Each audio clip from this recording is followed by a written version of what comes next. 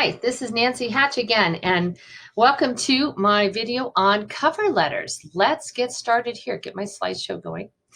One of the things about that you need to understand about cover letters is that cover letters are all about showing how you are uniquely qualified for a job. Your resume proves that you're qualified for the job. It has your education, it has your experience, it has your skill set that match that job announcement, what they're looking for. The cover letter adds in or adds depth to a few of those things that you really want to bring out and shows how you are unique.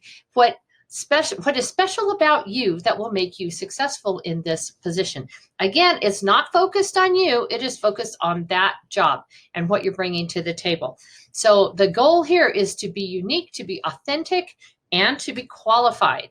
Okay, here's what a cover letter should and shouldn't do. A cover letter is not an objective or a LinkedIn summary. It should show that you're uniquely qualified, like we just talked about. It lets you highlight your most relevant and unique experience and skills. It lets you show your personality a little bit. So there may be certain things about you that may be make you stand out, but it's got to be in a positive and a professional manner. So if you're kind of you have a sense of humor, a little bit of that can come into play. And we'll look at one here in a minute that kind of brings that into play. It allows you to explain gaps in employment or a change of careers, because those don't show very well on a resume. So let's say that you've been a stay-at-home parent for 2 years, 15 years, or something like that. It allows you to explain that and show how what you were doing during that time has still built skills that will apply to the job. It should be a formal letter and it should be professional. Okay, it should not be an email. It should not be a memo format. It should be a formal letter. All right, this is what it should not be. It should not tell your life story. It should not even tell your entire career history. It should be focused on the most relevant things. It should absolutely not have irrelevant information. You don't have to talk about your beautiful wife and your 4 kids or anything like that. You shouldn't be talking about hobbies unless you can tie them to the job that you're applying for. We can talk about a couple of those things as we get into here a little bit further. It should never be sloppy or unprofessional. So you shouldn't have typos in there. You shouldn't have weird punctuation or just sloppy development of your paragraphs. It should not restate everything that is in your resume. That's what your resume is for. This is for you to go deeper and to add in some things that maybe don't show well on your resume. And it should never be more than 1 page because they don't want to read your life story. Keep it concise. All right, so now I have to move across the page. Woo-hoo-hoo. Okay, the whole purpose is to make yourself stand out in a good way. You never want to stand out in a bad way. That's why you need to be professional. But as long as you have a formal letter and you're focused on the job, there's no single way to do this. We're going to look at a whole bunch of examples here, and you'll see that they're all very, very different. So your cover letter is going to be a product of you, your personality, and your approach to this position. So you're going to focus on those things that you think are going to make you stand out. So here are some general guidelines or tips. If possible, address it to the hiring manager. Okay. There are some tricky ways to find that out. Sometimes you can call and find out who the manager is for that position. Call the HR department and just tell them, I am interested in applying for this job, and I was wondering if I could get the manager's name so that I know who to address the cover letter to. And they may give it to you and they may not. Another thing to try is to go on to LinkedIn and look up that company, and you may be able to find somebody with a job title that may be over that particular job. For example, let's say that you're interested in applying for a quality assurance position, you go onto LinkedIn and you find, aha, here's the person who is the quality assurance manager. So you can address the letter to them. If the letter goes to the wrong person, they will forward it on. So if you're close, then it will probably get forwarded on. If it's the wrong name, it at least shows that you tried to do some research on it. But sometimes you can't get a person's name, in which case then you can address it to the job. But don't use to whom it may concern, because that is very cold. And one thing you don't want to be in your letter is cold. You want to be personable and relatable, but you don't want to be cold. So mention the job title. There are a couple of exceptions to this, but at the very beginning, because this person may be hiring for multiple positions. They could be hiring for a process engineer, but also process engineering tech.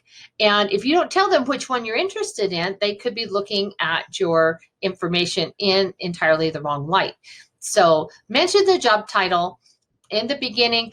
You can, even if you don't, generally you put it somewhere in the first paragraph, but you can also put it in the heading. You can have regarding, and you can have the job number or the job title or something like that. And then you don't have to mention it in that first paragraph, but generally that's where it would be mentioned. Do not lie on any of your employment documents, okay? It will come back to haunt you.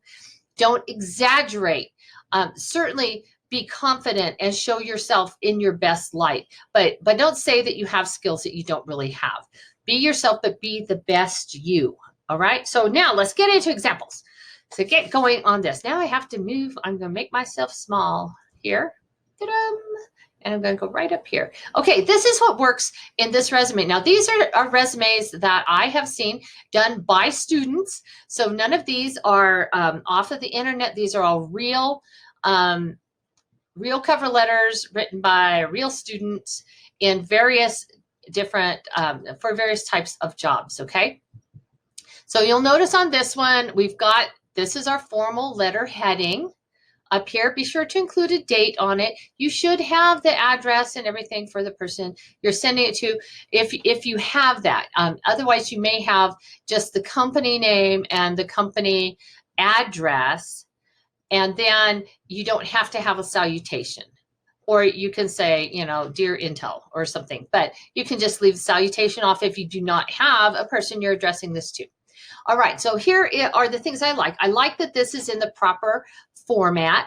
It's formal, it's professional, it looks good, it's easy to read. And one of the things that I like right here in the beginning, so I'm going to stay on this slide for a little while so you can kind of read through this a little bit.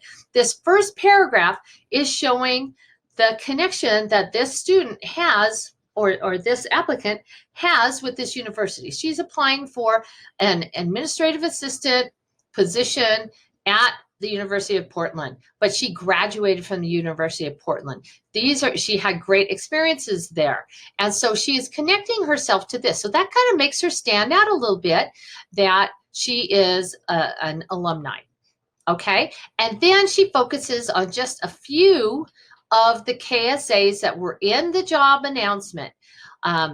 The first KSAs are knowledge, skills, and abilities, if you haven't seen that term before. But in job hunting, they use KSAs all the time. Knowledge, skills, and abilities. So here, the first one, she's talking about experience as an admin assistant and the things that she learned and accomplished when she did that. Okay, she went above and beyond, that she was entrusted with extra assignments, social media presence, creation and distribution. So this tells she's gone deeper into, she has this job on her resume, but now she's going deeper into it. These are the types of things that I did, that to show that she has this really broad experience. Okay, and then we have this paragraph where she's talking about jobs that are not as administrative assistants, but she's tying the skills and the accomplishments that she had there to show the skills that she has for this new job. So one of those was as an education assistant, but she talks about these skills that she did or developed there to show how they will relate. Okay, so this is connecting the dots. She learned to be tactful, sensitive, maintain professionalism and the policies, procedures, problem solving, as well as confidential information and things like this that she would need, being an administrative assistant to the I think this one was to the president of the University of Portland. Okay, and then she was a first aid attendant. And so how is that related to being an administrative assistant? Well, she ties that in for you. High stress situations, followed protocol explicitly. She sought approval from management to make improvements. So she has ideas, but she doesn't just launch out on them on her own. She understands this chain of command, and so she's willing to come up with ideas as well. Okay, so she covers these things with more depth, but she doesn't cover everything from her resume. And so that is really good. The final paragraph should always have your contact information, even if, like on this one, it is also provided up here at the top. It's helpful if you provide it again at the bottom. Maybe not in the paragraph, it can go below the name or something like that, but it's always good to have in multiple places. Okay, let's look at another one. Okay, this one, okay, the exception to the formal letter outline is if you were using a template. If you're using a template for your resume, that template probably has a version for the cover letter. In that case, you don't have to have the exact same type of layout because the template takes care of part of it. In this case, his template, so here's his contact information, here's his little branding thing. This is a student, but you notice he still has the contact information for the person he's sending this to. It is addressed to this person, okay?